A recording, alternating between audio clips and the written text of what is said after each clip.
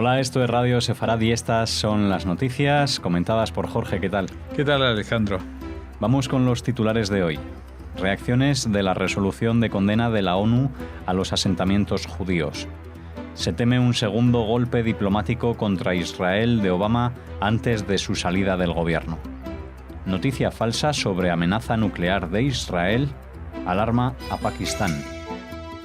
El PP y el PSOE de Santa Eulalia revisan y anulan el acuerdo de apoyo al BDS. Tras estas noticias volveremos con la agenda cultural. Ahora hablamos de España, que preside hasta el 31 de diciembre el Consejo de Seguridad de la ONU y se negó a maniobrar para retrasar la resolución que condenó los asentamientos en los territorios ocupados. El Ministerio de Exteriores israelí mostró este domingo al encargado de negocios español en Tel Aviv, Miguel Moro, su decepción por el apoyo de España a una resolución que Israel considera indignante, pero no le comunicó la adopción de represalias. El próximo viaje a España del presidente israelí, Reuven Rivlin, está en suspenso. España es presidente de turno del Consejo de Seguridad y, como tal, asistió a la inesperada presentación y posterior retirada del proyecto egipcio que finalmente fue impulsada por el gobierno de la Venezuela de Maduro con el apoyo de Senegal, Nueva Zelanda y Malasia. España insiste en que no se trataba de una resolución contra Israel y que en la misma se hace un llamamiento al diálogo para retomar el proceso de paz sobre la base de los dos estados. El lunes, el Ministerio de Exteriores israelí convocó a los embajadores de los países que votaron a favor de la resolución con los que mantiene relaciones diplomáticas. Si bien no se han suspendido las relaciones, el gobierno israelí ha pedido a los ministros que tenían previsto viajar a dichos países que no lo hagan por el momento.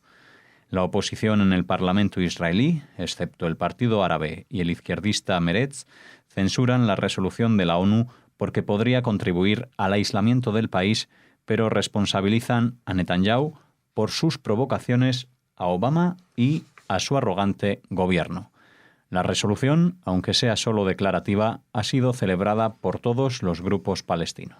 Sí, hablábamos de esta resolución, veíamos cómo se veía venir. Es más, se veía venir desde las elecciones de Donald Trump, que la gente decía, bueno, Netanyahu es un poco paranoico porque ahora Obama, cuando ya se va, después de 8 años, va a hacer algo que nunca hizo ningún gobierno y que ningún gobierno americano anterior hizo, que es no ejercer el derecho de veto en el Consejo de Seguridad cuando había una declaración punitiva solamente contra Israel. Esta vez ha sentado el precedente histórico de abstenerse. Estados Unidos se abstuvo, por lo tanto, la declaración pasó y tenemos a estos dos grandes amigos, por si no ven el entrecomillado, lo estoy dibujando con los dedos, de Israel, que son Estados Unidos y España. Por una parte, el gran valedor de Estados Unidos en Oriente Medio, que es Israel, y que lo deja ahí abandonado, aunque sea una cuestión meramente declarativa, pero es darle armas y potencia a quienes niegan la existencia de Israel, y luego explicaré por qué. Y por otra parte, tenemos a España, que tan ufana en dirigir el Consejo de Seguridad de Naciones Unidas, pero que no sabía qué hacer con la triquiñuela de baja estofa que le hicieron, en la que le hicieron caer, porque vamos a ver, esta fue una declaración que fue presentada por Egipto, ¿vale? Y del mismo signo y calado que otras, yo no diría miles, pero sí decenas de declaraciones muy similares que se han hecho siempre en Naciones Unidas, condenando, como que el único impedimento para la paz, para las negociaciones de la paz, son los asentamientos. Pero hubo un momento en que Egipto se retiró la propuesta. ¿Por qué retiró la propuesta Egipto? No lo dijo en una declaración formal, pero es cuando se enteró que Estados Unidos no la iba a vetar. O sea, Egipto estaba obligado por su propia dinámica interna dentro del mundo árabe y de cara a sus propios, digamos, ciudadanos, en mostrarle los dientes a Israel, pero en realidad no quiere mostrarle los dientes a Israel, porque eso significaría ponerse en contra de sí mismo en las posturas que hay en el mundo árabe. O sea que si él de pronto hace pasar una resolución de este tipo, pues vería una situación muy complicada, porque se vería en el mismo bando que la Yihad y que Hamás y todos los grupos a los que él se opone en Oriente Medio. Entonces retira la propuesta. ¿Qué pasa? Que él retira la propuesta, pero otro país toma el relevo. Y resulta que es nada menos y nada más que la democrática Venezuela, encabezada por su presidente Maduro, con esa paz interior que tiene en todas partes de su país y ese nivel de satisfacción de los habitantes, quien lleva a cabo esta resolución de condena, cuando es uno de los, creo que es el único país de toda Latinoamérica que ha cortado relaciones diplomáticas con Israel. Igual me equivoco y Bolivia también, pero de todas maneras ha sido el primero, ¿vale? Un país que es ostensiblemente enemigo de Israel, que ostensiblemente es enemigo de la democracia, no digo el país sino su gobierno, y tras él logra arrastrar a Senegal, Malasia, que es un país también, en Senegal también hay una mayoría importante de musulmanes, Malasia es un país musulmán, y Nueva Zelanda, que no sabemos muy bien por qué se apuntó a esta onda. Y entonces España ya, la explicación que tuvo es que yo no podía hacer nada porque ya vinieron 4 juntos. Esto es como un chiste de mexicanos que conozco. Venían todos juntitos y yo ya no podía hacer nada. Y bueno, la verdad que tampoco podrían haber hecho mucho más que un acto simbólico de retrasarlo, porque esto se hubiera pospuesto para el día 31 de diciembre. Y igual la triquiñuela hubiera sido lo suficientemente buena para que le tocase a otro este marrón, y no a España, ahora que tanto festeja 30 años de relaciones diplomáticas con Israel, y no solamente que no pospone esta declaración, sino que vota a favor de ella. Y dice, si no estamos... La resolución esta condena explícitamente a Israel. Y dice, Israel está impidiendo la paz con su política de asentamientos y tiene que congelarla y frenarla. No es un llamamiento, es una condena. Una condena. ¿Por qué España condena la política de asentamientos de Israel y no condena la política de conquista del Reino Unido que tiene a Gibraltar en Naciones Unidas? Eso a mí me pone de los nervios. O sea, el único país ocupado del mundo, según ellos, es Palestina, cuando nunca ha sido un Estado antes.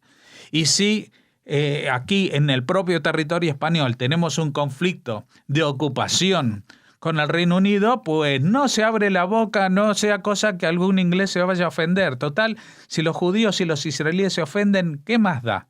¿Qué más da? Aquí estamos todos igual que siempre, con las mismas políticas de siempre. Antes, hace varios años, pensábamos que el problema era Moratinos, que era pro-palestino, porque todos decían zapateros, moratinos, todos somos palestinos, así salían las manifestaciones anti-israelíes. Luego llegó Margallo, la gran esperanza blanca, y resulta que más de lo mismo, que quiso hasta poner un consulado en Gaza, fíjate, y ahora tenemos otro nuevo, ya no está Margallo, y sigue exactamente la misma política de agresión a Israel, y ni siquiera es una agresión de frente, sino como, es que me dijeron, es que como los demás estaban haciendo esto, es que como los franceses hacen esto, pues yo tengo que hacer esto, porque España parece que es un bobo que no tiene personalidad en política exterior y que va arrastrado por lo que diga, por ejemplo, el único país que ha invadido este territorio español, Estado español, y que hubo una guerra de independencia fue contra Francia. Pues nada,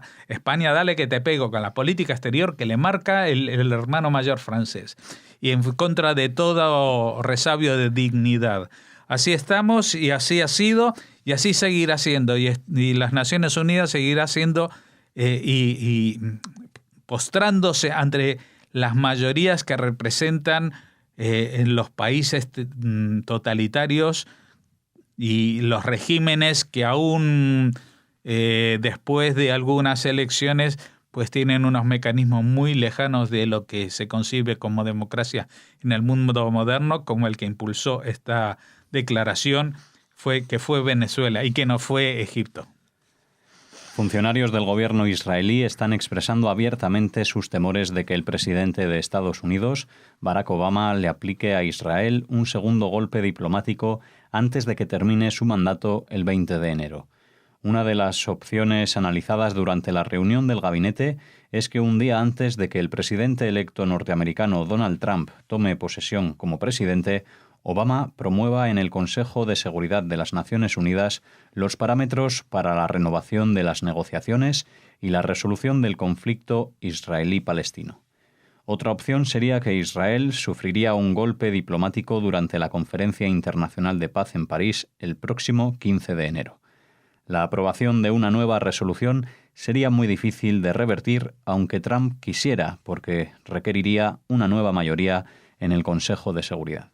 Es que esto es ya de cara interna a lo que es Estados Unidos, la posición de Obama es incomprensiblemente antidemocrática para un país como Estados Unidos. Él está en funciones. Ya hay un presidente electo desde que era el 8 de diciembre, el 4 de diciembre, ya no recuerdo, fue la primera semana de diciembre, y no digo que no tengo que regir el país, pero cambiar el timón de la política exterior ahora que se va, eso solamente se puede interpretar como un capricho personal y como una injerencia en lo que han decidido la mayoría de los estadounidenses. Y si no es la mayoría, porque van a decir, no, hubo más que votaron aquí, da igual. El resultado de las elecciones, ¿vale? El resultado de las elecciones es que hay un cambio de gobierno y durante estas semanas, hasta que asuma el nuevo gobierno, en cualquier país del mundo, lo lógico es que no se tomen decisiones de ese calado. Lo mismo aquí, si había un gobierno en funciones, hasta que no recibió el apoyo del rey para armar un gobierno definitivo, no tenía la capacidad de tomar decisiones trascendentales como un golpe de timón tan fuerte en la política exterior con respecto a Israel. Y entonces en Israel ahora temen qué es lo que va a hacer.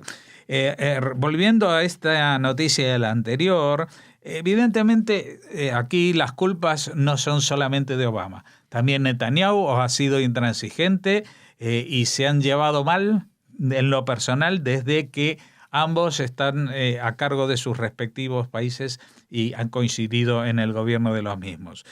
Pero eso no va más allá de las declaraciones y los discursos. Luego están los hechos, como esta decisión de Naciones Unidas o lo que podría llegar a pasar hasta el 20 de enero, porque eso ya va más allá de las enemistades personales y los guiños o no guiños que puedan tener y las sintonías que puedan tener. Esto ha golpeado de lleno a la sociedad israelí, que se ha sentido terriblemente decepcionada, más allá de grupos minoritarios como la Lista Árabe Conjunta, que son estos que visitan a los terroristas para repartirles móviles, y el partido Meretz, que es un partido israelí judío, pero de extrema izquierda, ¿vale? O sea, no es la oposición del gobierno laborista o del partido laborista, ni ninguno de los partidos de centro como Yesh Atid. Todos se han sentido realmente muy decepcionados de lo que ha pasado con Estados Unidos.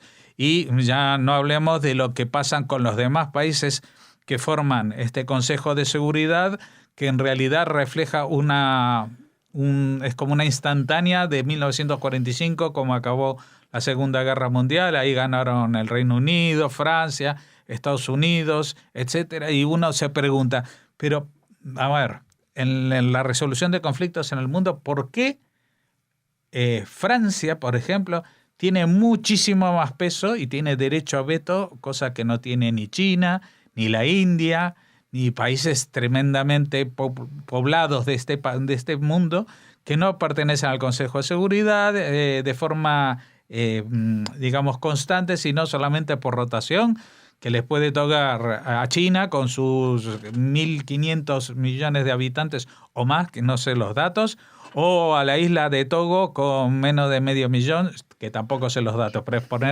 por poner un ejemplo. Se ponen al mismo nivel total. Todos los demás, todos los que no ganaron la Segunda Guerra Mundial, incluida Japón, etcétera, pues no están en el mismo nivel de decisión que los demás. Y esto es lo que pasa con unas Naciones Unidas que ya se han desbandado del todo, tanto en su Consejo de los Derechos Humanos, que no se reúne ni una sola vez sin declaraciones contra Israel y únicamente contra Israel, como si Crimea no existiera, como si Siria no existiera, como si no existieran conflictos en Yemen, etcétera, etcétera, y como con un organismo dedicado a la cultura como es la UNESCO, que solo se dedica a cambiar los nombres milenarios que para el pueblo judío tienen, por ejemplo, el muro occidental, y llamarlo con un nombre árabe que históricamente es 1000 años posterior. Una noticia falsa ha provocado una confrontación en Twitter entre Pakistán e Israel. El 20 de diciembre, el portal AWD News publicó una noticia titulada «Ministro de Defensa de Israel. : Si Pakistán envía tropas de tierra a Siria con cualquier pretexto, destruiremos este país con un ataque nuclear». El texto era falso, pero el ministro de Defensa de Pakistán, en una aparente respuesta a la noticia, envió una advertencia a Israel vía Twitter recordando que Pakistán es un estado nuclear también. Bueno, en realidad el Twitter no decía ministro de Defensa de Israel, sino decía el nombre del ministro de Defensa de Israel, decía Moshe Ya'alon, : Pero Moshe Ya'alon, entre otras cosas, ya no es ministro de Defensa de Israel. Desde hace tiempo es Avigdor Lieberman.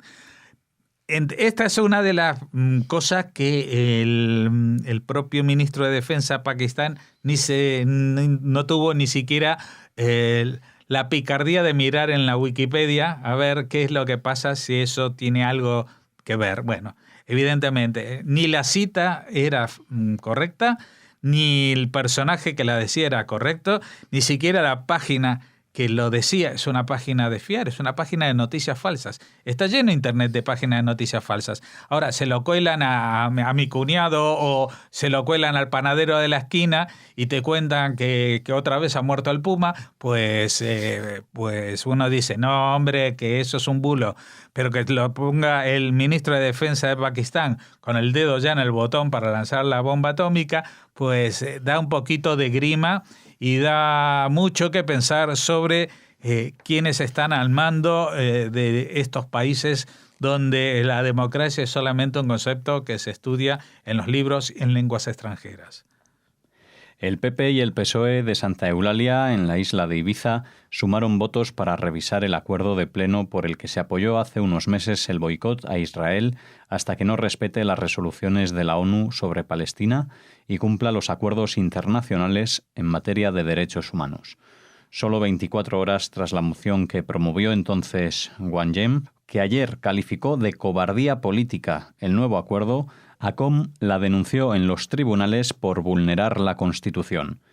El concejal del PP, Mariano Juan, dijo que con la marcha atrás de ayer quieren evitar una eventual condena en costas y calificó de error haber apoyado la primera moción. El concejal de Guanyem, Mariano Torres, criticó que el equipo de gobierno cediera al chantaje de la organización sionista. El alcalde cerró el debate admitiendo el error de no haber investigado quién promueve la campaña Yo no compro apartheid contra el Estado judío, consideró.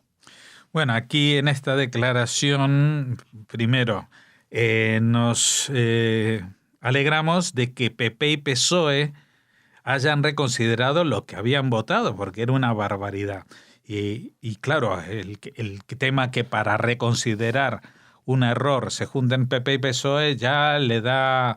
Es como pasto para las llamas para los grupos de extrema izquierda, para que los critiquen, porque entonces ellos también se están sometiendo a la presión. Por ejemplo, el chantaje de una organización sionista. A ver, esto del chantaje de una organización sionista, porque hablan de constitución, porque es lo que dice la Constitución. Este señor Mariano Torres de Guanyem, del consistorio de Santa Eulalia en Ibiza, pues en cualquier otro país del mundo, o casi en muchos, digamos, estaría acusado y encerrado por racismo, porque no está hablando de organización sionista, sino una organización pro-judía. Está hablando, ¿quiénes son la organización sionista? Una organización que promueve que se hable de la Constitución y se respete la Constitución.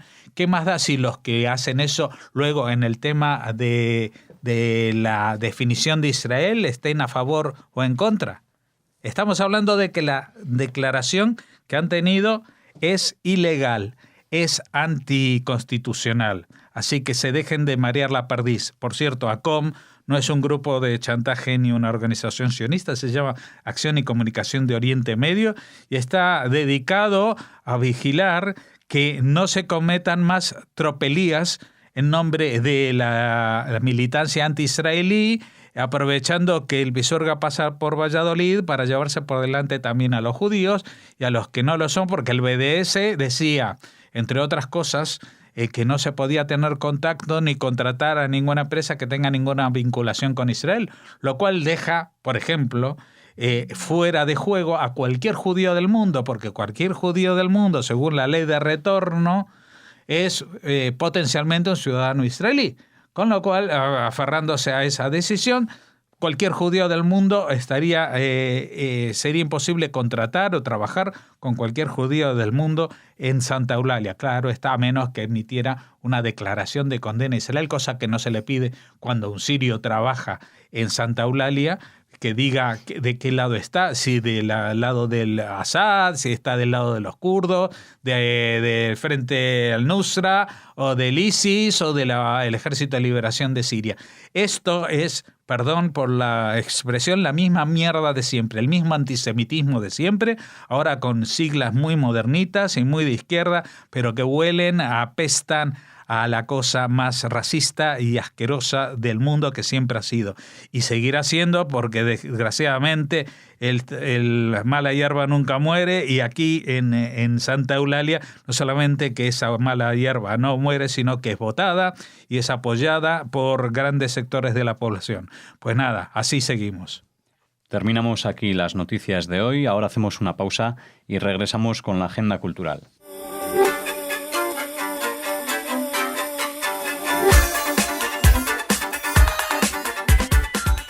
Bueno, Alejandro, ¿qué me vas a contar de la agenda cultural? Hoy que no está Raquel, te toca a ti. Hoy hago yo la agenda cultural. Saludamos a Raquel desde aquí y vamos a hablar de Rocío López, que ha sido recientemente nombrada nueva directora de la Fundación Pluralismo y Convivencia. Es un organismo, entidad del sector público estatal, que tiene como fines promover la libertad religiosa a través de la cooperación con las confesiones minoritarias, especialmente aquellas con reconocimiento de notorio arraigo en el Estado español, entre ellas el judaísmo también, claro. Así es.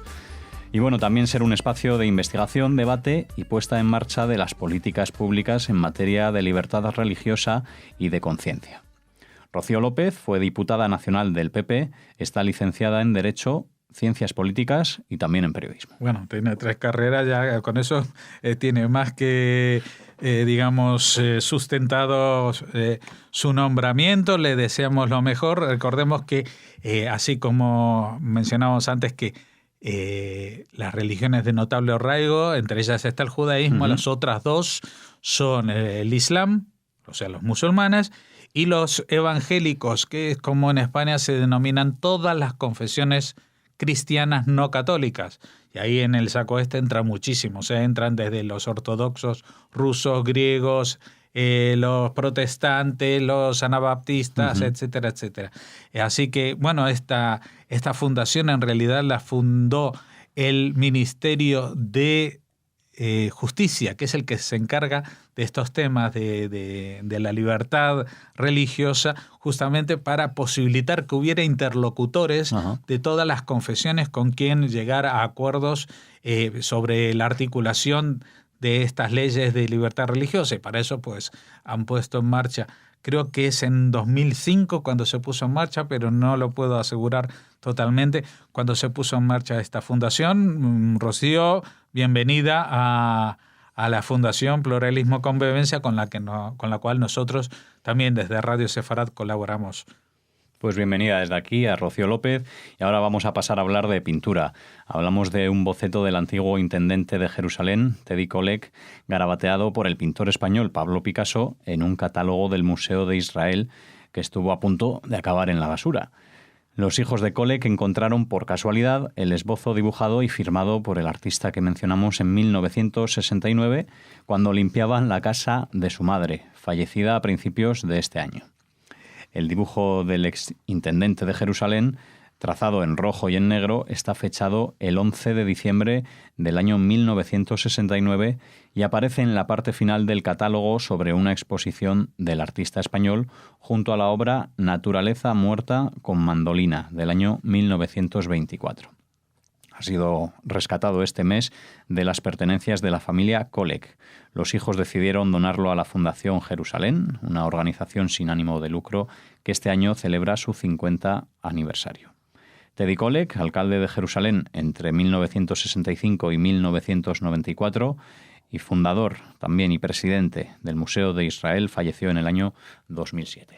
Bueno, y esta noticia tan bonita, porque incluso la hemos puesto en la ilustración de este reportaje, pueden ver este garabato, que bueno, es un garabato de mucha enjundia, un garabato de Pablo Picasso, no es un autógrafo, no son 3 líneas, es un garabato currado, pero está, en vez de ser en un lienzo o en un grabado o en alguna otra técnica, pues directamente sobre el folleto de el catálogo del museo de cuando él exponía. Y me encanta este dato. Me encanta un dato que es el siguiente. Esto está firmado en 1969. Jerusalén fue reunificada en 1967. En 1969, después de lo que en el mundo hoy en día, la UNESCO y todo esto dice, Israel conquistó los territorios palestinos, ocupó los territorios palestinos, Picasso, al que se le puede decir cualquier cosa de su pintura porque cada uno es libre, pero nadie puede decir de que ese era un representante de la derecha en el mundo, ¿no? Era un gran luchador contra el nazismo y toda forma de totalitarismo también en España. Pues él en 1969 estuvo en Jerusalén y presentó sus obras en Jerusalén y hasta le hizo un dibujo al alcalde de Jerusalén, dedicándole. Así que, por favor, todos los grandes salvadores de la izquierda del mundo, que tomen en cuenta este dato. Porque Picasso había vivido por entonces muchas guerras y había visto muchas desigualdades, injusticias y atropellos en el mundo, pero estuvo en el año 69, 2 años después, en Jerusalén, no estuvo en Tel Aviv, estuvo en Jerusalén con el alcalde de Jerusalén, seguramente paseándose por lo que hoy en día llaman los barrios árabes o los barrios ocupados de Jerusalén, sin ningún temor a que nadie la acusase de nada, porque no solamente que él era una de las grandes banderas de la izquierda, sino que también él sentía que eso era lo más lógico, lo más justo y una reconciliación histórica, el unificar la ciudad que había sido dividida por una guerra en el año 1948. Bueno, Jorge, pues vamos a terminar la agenda cultural hablando de la astrónoma judía estadounidense Vera Rubin, que destacó por sus trabajos para aportar evidencias de la materia oscura y murió por causas naturales esta semana a los 88 años. Según las investigaciones que llegó a realizar Vera Rubin con su colega Ken Ford, con quien comenzó a trabajar en 1964, permitieron conocer las primeras evidencias de la materia oscura que se calcula constituye la 4ª parte del universo. Rubin averiguó que las curvas de rotación de las galaxias eran bastante parecidas e indicaban un aplanamiento hasta distancias muy lejanas a su centro con fuerzas que intervienen, que conforman así la materia oscura. Aunque fue mencionada en varias ocasiones como candidata a recibir el Nobel de Física, pues nunca llegó a conseguirlo. Bueno, es un nombre que desgraciadamente no va a estar entre los nombres que pasan a la posteridad por haber recibido el premio Nobel, sí estará entre los grandes nombres científicos que no recibieron el premio Nobel, porque sus descubrimientos han sido muy importantes. Lo que pasa es que la propia materia oscura también es una materia oscura de la ciencia, es un terreno todavía pantanoso porque hay mucha gente dedicada a investigar la materia oscura y la energía oscura, pero que son cosas o objetos de estudio que todavía ni siquiera se saben si existen realmente. Hay discusión sobre si eso existe. Y esa materia oscura es justamente una parte de una ecuación que Einstein en su momento desechó como un error suyo y habló del coeficiente de expansión del universo y luego desechó esa idea, pero hace un par de décadas pues las observaciones astronómicas empezaron a dar la razón a la primera versión en la que Einstein afirmaba que había algo que impulsaba a las galaxias hacia afuera, a dispersarse, algo que no se podía ver y por lo tanto no es oscura a los mecanismos de detección que tiene la física actualmente, y lo único que se puede hacer es observarla de forma indirecta, como en el caso de Vera Rubin junto con Kent Ford en la observación de cómo se propagan hasta distancias muy lejanas de su centro las galaxias. Y dado que esta expansión es, digamos, es pareja, es constante tanto en las zonas centrales cercanas al centro como en las, digamos, en el extrarradio, pues de ahí deduce de que en el medio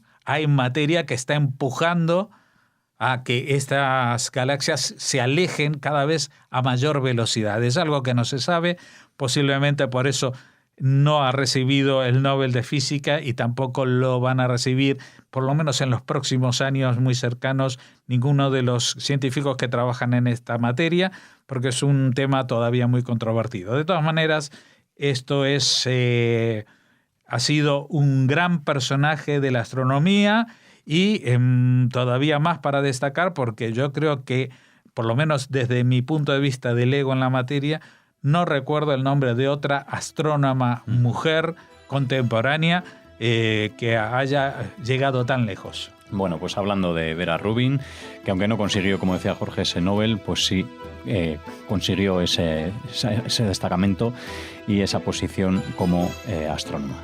Despedimos aquí las noticias de Radio Sefarad. Un saludo para todos nuestros oyentes y hasta mañana.